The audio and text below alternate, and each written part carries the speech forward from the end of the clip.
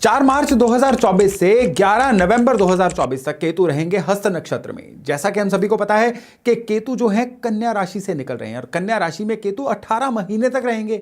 इन 18 महीनों में मार्च से लेकर नवंबर के बीच का जो समय है ना, केतु हस्त नक्षत्र से निकलेंगे। हस्त नक्षत्र की कुछ अपनी खूबियां हैं और केतु की कुछ अपनी खूबियां हैं। ये दो खूबियां जब मिलेंगी, ये आपके जीवन में कौन से घटनाक्रम लेके आएंगी, कौन से परिवर्तन लेके आएंगी और आपको किन चीजों से सावधान रहना है, आज के वीडियो में चर्चा का विषय है यही। नमस्ते, मेरा नाम है योगेश शर्मा। स्वागत है आपका happy life with Yogesh Sharma में। दोस्तों, इस वीडियो में आगे बढ़ने से पहले एक विनम्र निवेदन कि अगर अभी तक आपने अपने इस चैनल को सब्सक्राइब नहीं किया है तो कृपया सब्सक्राइब जरूर करिएगा और बेल बटन दबाना तो हरगिज मत भूलिएगा। हस्त नक्षत्र जो है चंद्रमा का नक्षत्र है और कन्या राशि जो है बुध की राशि है। तो केतु का ये जो गोचर है ना, ये चंद्रमा को भी प्रभावित करेगा, बुध को भी प्रभावित करेगा। यानी अब आपके इमोशंस भी जो है बदलने वाले हैं और आपका जो बुद्धि का या डिसीजन मेकिंग का एलिमेंट है वो भी बदलने वाला है। और किस तरीके से बदलने वाला है? केतु के तरीके से बदलने वाला है। किस तरह से? पहली बात तो यह है कि हस्त नक्षत्र जो है ना, ये क्रिएटिविटी का नक्षत्र है। हस्त नक्षत्र जो है ये काल चक्र को कंट्रोल करता है। कन्या राशि ये पेंडिंग कर्मा की राशि है। हमने अपने जीवन में जितने भी पुराने अच्छे कर्म या बुरे कर्म जोड़े हुए हैं, कन्या राशि उसको सिंबलाइज करती है। और उसमें भी जो हस्त नक्षत्र है ना, यह सिंबलाइज करता है आप कुछ नया कर जाएं। इवन हस्त नक्षत्र इस चीज को इंडिकेट करता है कि इंसान जो है एक दूसरे को हील कर सकता है। सारी चीजें जो है हस्त नक्षत्र से जुड़ी हुई हैं। केतु को एक तरफ से मंगल का ही एक तरह से एक वर्जन माना गया है। कई जगह पे केतु को कहा गया है कि यह मंगल की तरह उग्रता देता है। कई जगह पे केतु को माना गया है कि सर्जरीज या जो भी काटापीटी होती है यह केतु की वजह से होती है। बिना सोचे समझे काम करना भी केतु की कैटेगरी में आता है। देखिए कितने रोचक एलिमेंट्स मिल रहे हैं। एक तरफ से बुध की राशि जो बुद्धि से काम करने के सिंबल हैं और दूसरी तरफ से केतु जो हेडलेस प्लेनेट है, यानी बिना सोचे समझे इम्पल्सिव बिहेवियर कर जाने वाले। और उसमें भी हस्त नक्षत्र चंद्रमा का हेल्पफुलनेस का नक्षत्र और उसमें भी क्रिएटिविटी का नक्षत्र।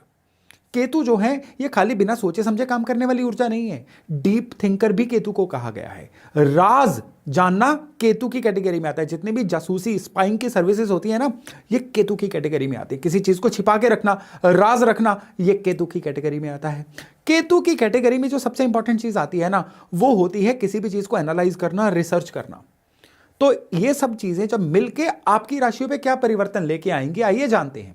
अगर आपकी मेष राशि है ना, तो फिर ये जो घटनाक्रम है आपकी कुंडली के छठे घर से निकलने वाला है। इस समय में कुछ ना कुछ ऐसे पेंडिंग कर्मास जो हैं आपकी हेल्प कर सकते हैं, या इवन ऐसे कुछ पेंडिंग कर्मास है जिसकी वजह से आपको थोड़ा सा स्थितियां डामाडोल हो सकती हैं। ये डिपेंड करता है कि आपके बर्थ चार्ट में आपके बुध और चंद्रमा कहां पे हैं। लेकिन मोटी मोटी ये बात है कि केतु की ये जो मार्च से लेकर नवंबर की यात्रा है ना, मेष राशि वालों के लिए कहीं ना कहीं इनके जीवन में कुछ नई क्रिएटिविटी का साइकिल चला सकती है। इनके जीवन में कुछ नया एडिशन हो सकता है। और फिर बिल्कुल ठीक यही जो नक्षत्र गोचर है, ये आपके अगर आपकी वृष राशि है तो उस केस में क्या है, आपको जीवन में कुछ अब नया सीखने को मिलेगा। और ये जो नया सीखने को मिलेगा ये प्री डिसाइडेड है। आपने इस समय पे ये नया सीखना ही था। कारण क्योंकि पेंडिंग कर्मास की जो राशि है ना, वो एक्टिव हो रही है। अब क्या होगा कि आपके जीवन में कुछ ऐसे लोग आएंगे जो नई शिक्षा देके जाएंगे। इवन आप जिस भी एज ग्रुप को बिलोंग करते हैं, कुछ ना कुछ नया सीखने का अवसर आपको आएगा। और ये जो अवसर आएगा ना, ये आने वाले लंबे समय तक आपके काम आता जाएगा। आपकी अगर मिथुन राशि है यानी जेमिनाई राशि है, तो उस केस में कुछ प्रॉपर्टी का लेना या बेचना आपके जीवन में ऑल टुगेदर एक फ्रेशनेस लेके आएगा।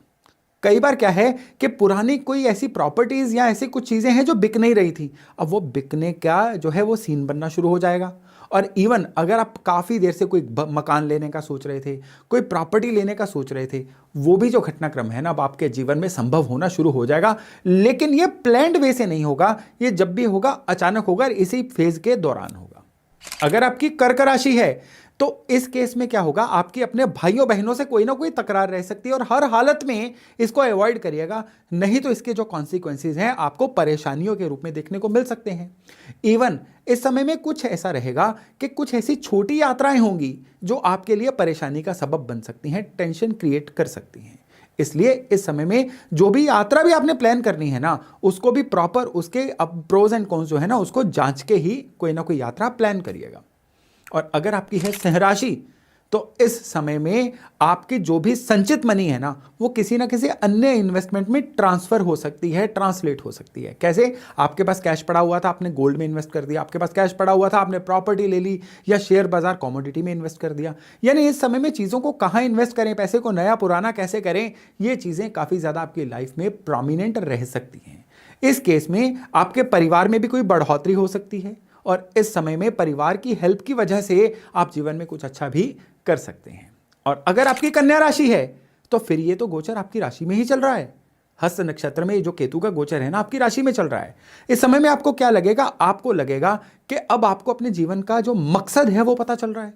इवन इस समय में आपको लगेगा पिछले कुछ समय से आप काफी जो चीजें प्लान कर रहे थे ना, अब उनको इंप्लीमेंट करने का अच्छा समय आ गया है। और इसमें चूक किएगा मत, क्योंकि इसमें अगर आप चूक जाएंगे ना तो फिर चीजें जो हैं आपके लिए बहुत देर तक ना स्लो होती चली जाएंगी। यानी अगर आपकी कन्या राशि है तो आपको अपना पर्पस ऑफ लाइफ जो है इस समय में रियलाइज हो जाएगा।